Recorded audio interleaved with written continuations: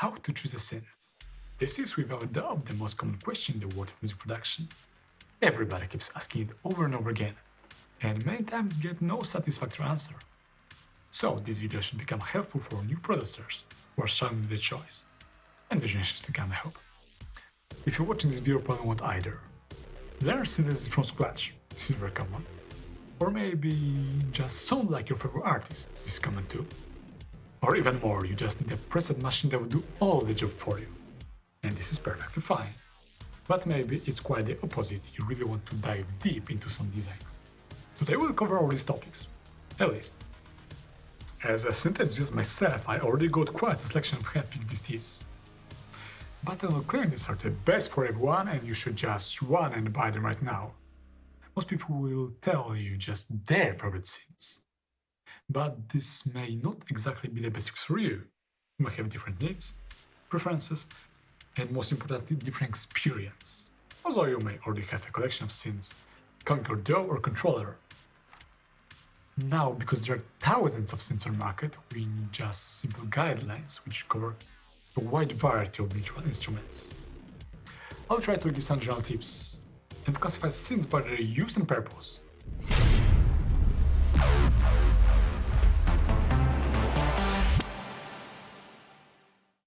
So, you just want a preset machine that does its job quickly. Many people are trying to find this best synth with best sound, whatever that means. Here I use Dune 3 to demonstrate it. This default preset. You might just launch random YouTube video like that and think, that sounds pretty nice. But even in this simple scenario, it may be misleading. First of all, sound of a preset is not the only thing to consider. And secondly, even that can be misleading, because if you're watching a video on YouTube, the sound quality might be degraded, and it's hard to tell, but the opposite can also be true. If that's official demo, the sound quality may be significantly enhanced by some skilled mixing engineer and appear better than in reality. So rule of thumb, always try the demo yourself. What is also important, apart from a large number of presets of course, is the preset browser, which gives you easy access to these presets that you have. You may want to browse presets based on some category, instrument type, music style, or any other criteria. And as it turns out, there is one definite leader in this field, and it's Native Instruments. They offer that NK standard, which maps all of their and a number of third-party instruments to common standard with common controls, accessible via complete control I'm showing you at the moment. Let's try soundscapes. Deep, but try. This is Evolve, I never used that in fact. That sounds interesting. Emit what? I never used that either. Can we see any synth here? Okay, so there is some synthesizer.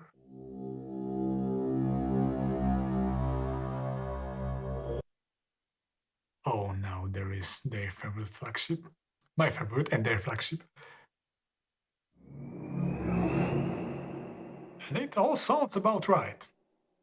Now this complete control interface may not seem very attractive at first, but it gets much better if you get their dedicated MIDI controller. Of course, many synths come with preset browser on their own. Right now on my screen there is Arturia Pigments, a very popular synth recently. And, well, let's try to find something. Let's try Soft Lead, because I've got some melody. And, well, who knows? Soft. Show results. Fair true results.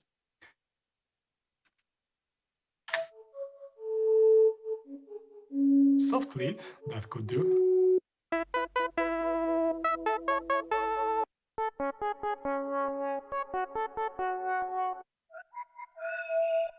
Less so.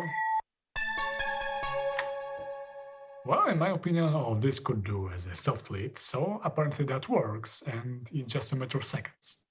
Now there are some very popular synths with thousands of presets to be found, but they don't come with nice preset browser. A classic example is Silent One here on the screen.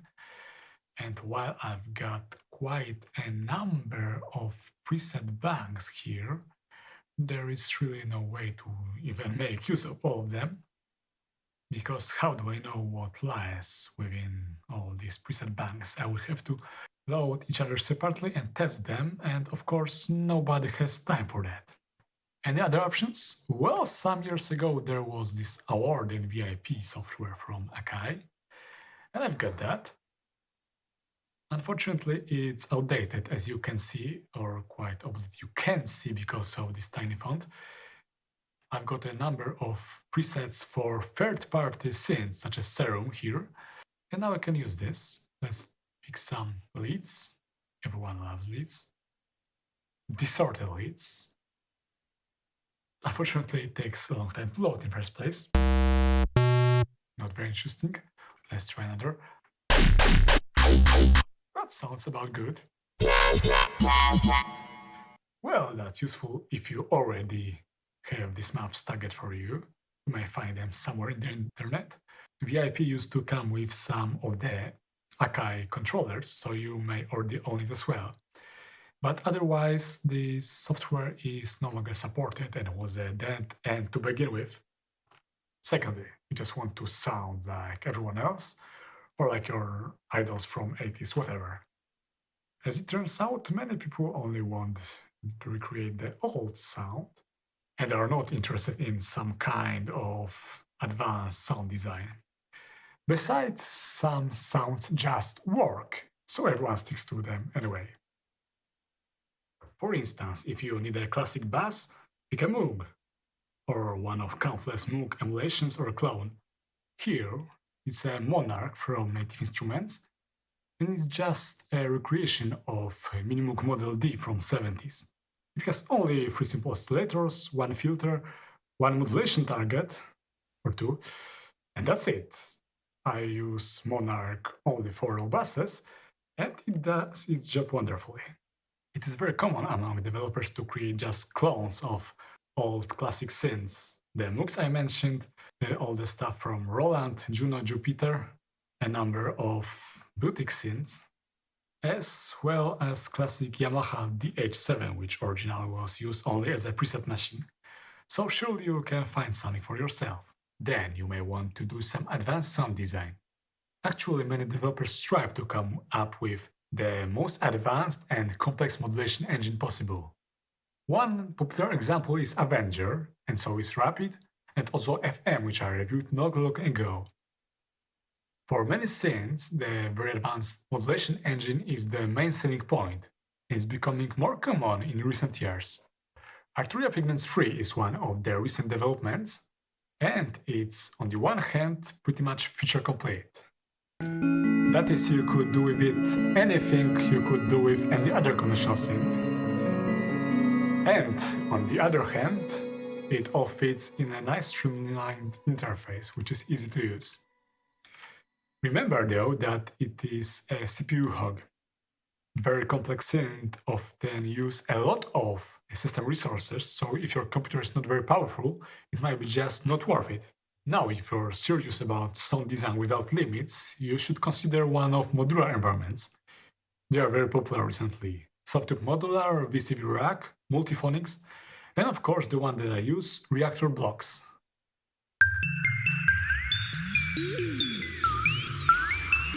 Very unusual. I made a video about this one, so you may want to check it. If you're afraid of cables or don't want to start from scratch every time, you may also check one of the monster semi-modular systems such as UVA Falcon, M Sound Factory, or Faceplant. These are very complex environments that promise every feature known to mankind. Remember though that they also require a lot of skill and also time to make use of them. Before you head dive into deep water, make sure that you have both. Now, if you want to really learn synthesis, I have a very different advice for you. In fact, I would give this advice to myself. If I was a teenager, I could start over again. So, get the hardware synth. The one has many knobs that you can tweak and just see how it sounds. This is a very quick way to learn how everything works. Don't buy one of these software in the box like Uno or Waldorf Blofeld. Something like Bridger Neutron would be perfect. Or if you already know how to play keys or want to learn playing keys, get a model with keyboard, obviously, like Korg Minilog. The hardware synth has also another advantage, which may seem counterintuitive, but it has limited features. So if you stick to one hardware synth, it will force you to use its features to their full potential and just try to use them creatively. This is better than just getting one of the monster synth with all the modulation possibilities imaginable and tweak them endlessly, which may lead to nowhere. Now, if you cannot afford a hardware synth, at least get a cheap controller that has knobs. This one is about a fifth or sixth price of the now cost. It may still do the job in learning. Here I map the controls to the silent and may use it to generate tons of squelches in no time.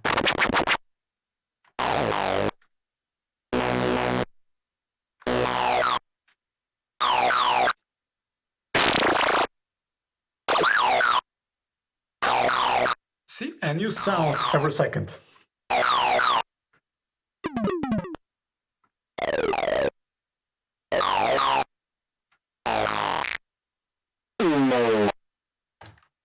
You can study each of these settings and just learn instantly how things work. Alright, this episode is getting lengthy, so that's it for today. If you want to see more tips on music production, just hit like and subscribe.